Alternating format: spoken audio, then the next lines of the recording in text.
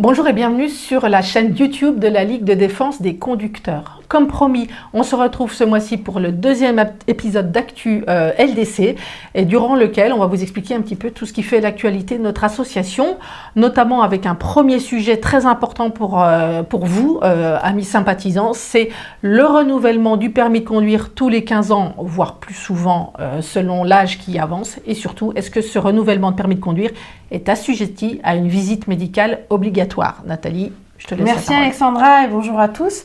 Effectivement, la vraie question c'est contrôle médical ou pas contrôle médical. Vous êtes très nombreux à nous appeler à l'association. On a beaucoup d'appels téléphoniques sur ce sujet. La vraie question c'est qu'aujourd'hui on a une directive qui a 3 ans pour être transposée sur le plan national. Donc maintenant tout va se mettre en place au niveau national.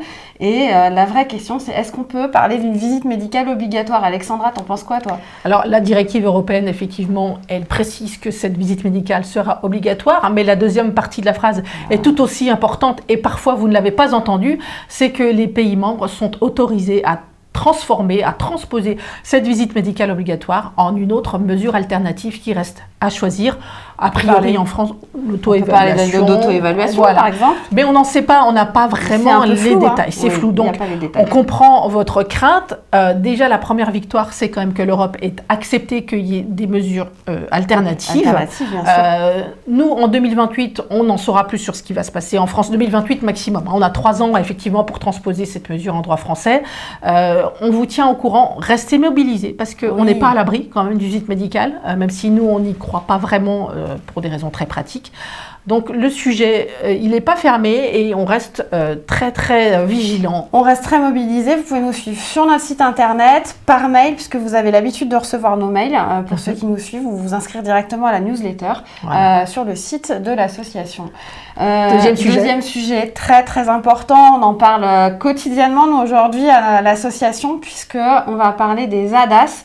Je ne sais pas si vous avez déjà entendu parler en fait de ce maintien sur la voie ou de votre véhicule qui reste sur la voie ou de ce fameux freinage fantôme. Peut-être que ça vous parle. Alexandra, tu nous en parles un peu plus des ADAS. Alors les ADAS, c'est un acronyme anglais qui regroupe toutes les aides à la conduite et notamment celles qui sont obligatoires depuis juillet 2024 sur toutes les voitures nouvellement produites, toutes les voitures qui sortent de chaîne. Donc vous n'avez pas le choix. Vous achetez une voiture neuve, ces aides existent, c'est tous ces bip-bip, tous ces capteurs, toutes ces caméras qui sont aujourd'hui à bord de votre voiture. Vous n'avez pas le choix, elles sont obligatoires. Donc, vous les avez. Tout est dans la possibilité de désactiver ces aides parce que elles sont pour la plupart très efficaces et vous accompagnent dans la sécurité routière au quotidien. Mais certaines, celles que tu as mentionnées, l'alerte du franchissement de ligne ou le freinage automatique d'urgence, montrent des faiblesses, montrent des failles. Il y a des accidents. Il y a déjà eu un accident mortel. Vous en avez probablement entendu parler tout cet été. Et nous, à la Ligue, on s'est dit, mais la sécurité routière, elle doit être aussi à bord, évidemment. Et ces voitures modernes, est-ce qu'elles nous aident véritablement? Qu'est-ce qu'on fait? La question. On a beaucoup de personnes qui hésitent à acheter des nouvelles voitures à cause de ce sujet des ADAS. C'est un vrai sujet. C'est pas facile de prendre en main ces nouvelles technologies. Donc en fait, effectivement, ça peut perturber complètement la conduite. Donc qu'est-ce qu'on a fait nous à l'association? On a lancé dès la semaine dernière une pétition qui a déjà recueilli plus de 50 000 signatures.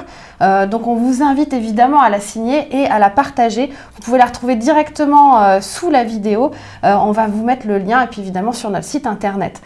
Donc on va rester très vigilants. Nous on continue à se mobiliser. Elles doivent être facilement désactivables parce que parfois il faut aller dans l'ordinateur de bord, aller chercher les informations, désactiver les choses une par une, ça devient trop compliqué. Et on doit le faire à chaque redémarrage, donc c'est pas du tout pratique. Ça facilite pas la tâche. On souhaiterait une meilleure information. Évidemment, vous en tant que conducteur, vous devez impérativement être informé et avoir une information simple et pratique en fait sur l'utilisation de ce type de dispositif et de la manière dont ça fonctionne. Et puis on a aussi besoin d'avoir une publicité aussi qui soit complètement adaptée à ce qu'on... Qui n'ose pas croire que la voiture décide de tout. Exactement. C'est pas le cas. Il faut rester conducteur responsable et c'est pas parce que vous avez des aides à la conduite et des assistances à la conduite que il faut lâcher son véhicule.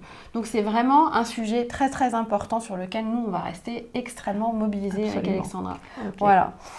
Dernier sujet ? Oui, dernier sujet pour ce mois-ci, ça va être la répression, l'argent de la répression routière.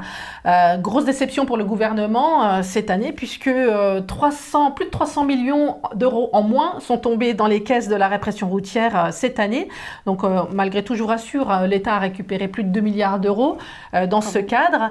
Et simplement, on aurait pu imaginer que la sécurité routière, communiquant sur ces chiffres, nous dise bravo, c'est grâce à l'amélioration de votre comportement.